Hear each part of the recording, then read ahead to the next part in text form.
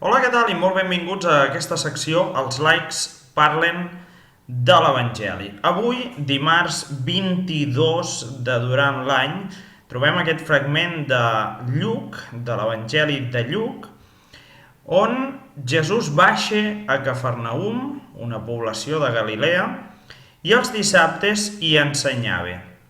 Es veu que la gent estava admirada de la seva doctrina perquè parlava amb autoritat. En aquella sinagoga hi havia un home posseït d'un dimoni, un esperit maligne, que es posà a cridar amb tota la força. Per què et fiques amb nosaltres, Jesús de Natzaret? Has vingut a destruir-nos? Ja sé prou qui ets, el sant de Déu. Però Jesús es veu que el va increpar, dient, calla i surt d'aquest home. Llavors el dimoni el llançà allà al mig i en va sortir sense fer-li cap mal. Tots van quedar molt sorpresos i comentaven entre ells, què és tot això? Dóna ordres amb autoritat i amb poder als esperits malignes i els fa sortir. I la seva fama s'escampava per tots els indrets d'aquella regió. Avui el gran detall a aprendre és la nostra petitesa. Recordem també a Maria la petitesa de la seva serventa, no? El cant del Magnificat. Precisament també el trobem a l'Evangeli de Sant Lluc. No? I podem veure que la nostra petitesa provoca que nosaltres ens refiem, ens configurem en Jesús. Diumenge passat, que era Sant Ramon Nonat, trobàvem un evangeli realment alliberador, precisament el que Sant Ramon Nonat volia fer en la seva vida, alliberar a les persones.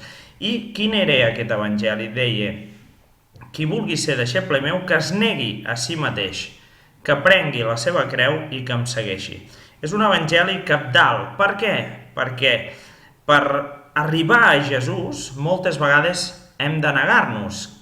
El què hem de negar-nos? Hem de negar el nostre orgull, hem de ser més humils, hem de tornar a la pregària, hem de saber dir no, hem de saber sofrir.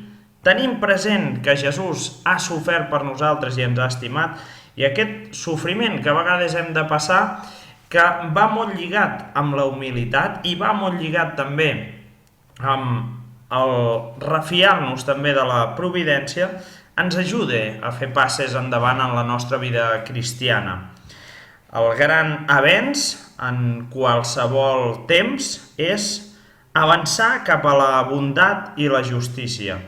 Ser més justos, encara que això ens provoqui estones de sofriment, ajudarà no només a la nostra vida, a la nostra fortalesa, sinó també a la nostra societat.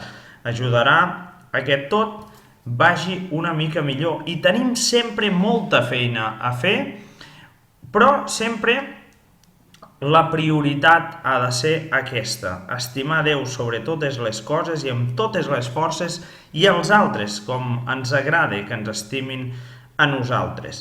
Per tant, en aquest evangeli veiem la força de Déu, no? I que nosaltres, si sabem del qui ens hem refiat, també tindrem, amb l'ajuda de Déu, força per tirar endavant, força per estimar millor, força per davant les temptacions, saber resistir, saber sofrir, saber portar la creu que ens toque.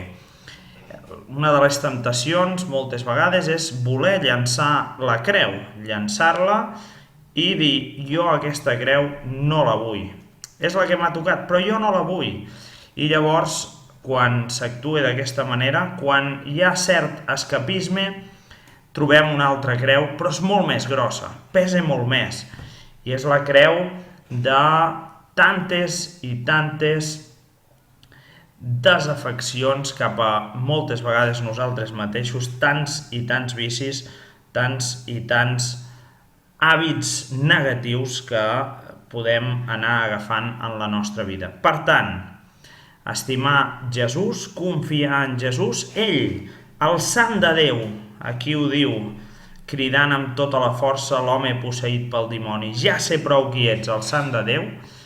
Jesús, si nosaltres ens adrecem també a ell amb humilitat, podrà fer callar les temptacions que hi ha dins nostre i fer-les sortir de nosaltres. Nosaltres ens podem identificar en moments amb un home posseït d'un dimoni.